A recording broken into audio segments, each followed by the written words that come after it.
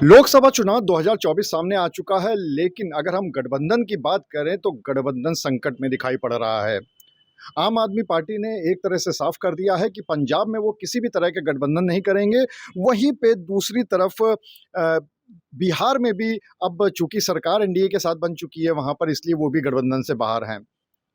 तो इसमें एक बहुत बड़ा फैक्टर ये देखने को मिलेगा कि एक तरफ बंगाल में भी ममता बनर्जी ने गठबंधन से अपने हाथ खींच लिए हैं कि प्रदेश के अंदर वो किसी तरह का गठबंधन नहीं करेंगे।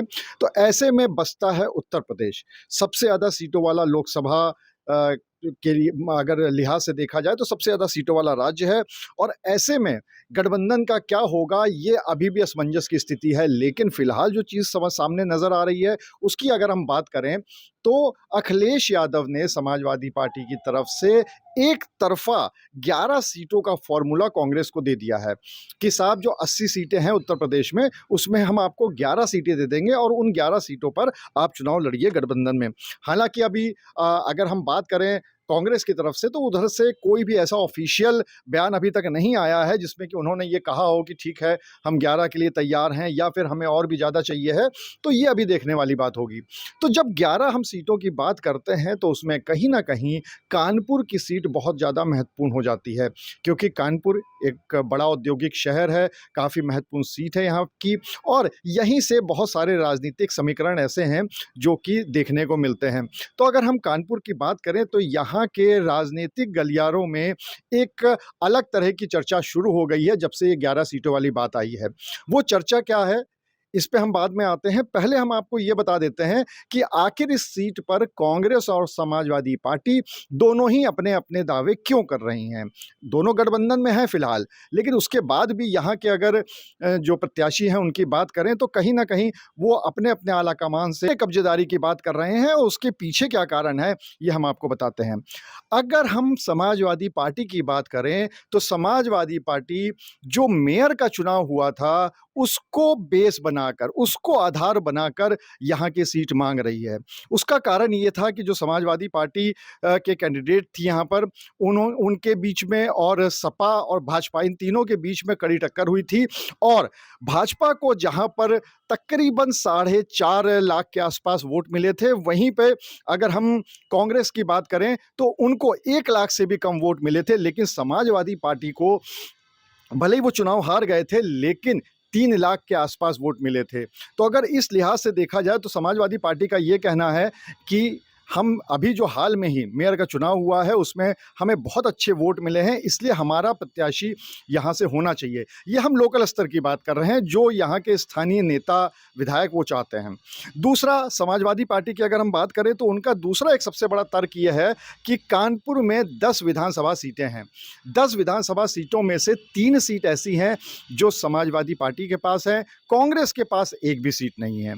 तो इस लिहाज से भी उनका ये कहना है कि जब 10 में से 3 विधानसभा हमारे पास है, हमारे पास मेयर के चुनाव में भी हमें अच्छा वोट मिला था, तो इस लिहाज से हमारा जो प्रत्याशी है वो होना चाहिए कानपुर नगर सीट से।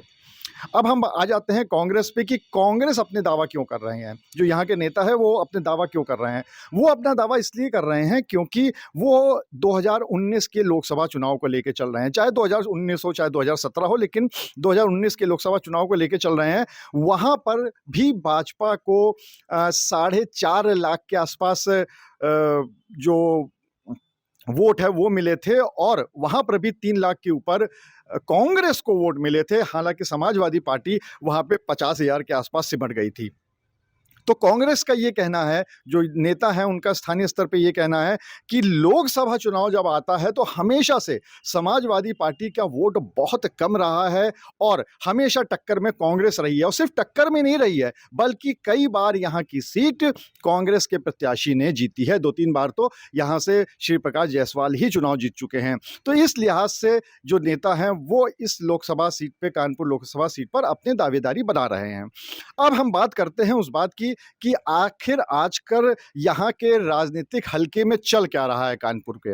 अगर हम गठबंधन की बात करें तो एक फॉर्मूला कानपुर में आजकल सुनाई पड़ रहा है। हालांकि आधिकारिक तौर पर कोई भी इस पे बोलने को तैयार नहीं है। सारे नेताओं का यही कहना है कि जो आला कमान कहेगा हम वैसा ही करेंगे। लेकिन आजकल एक फॉर्मूला ये चल रहा है कि चुनाव चिन्ह हो कांग्रेस का और प्रत्याशी हो समाजवादी पार्टी का।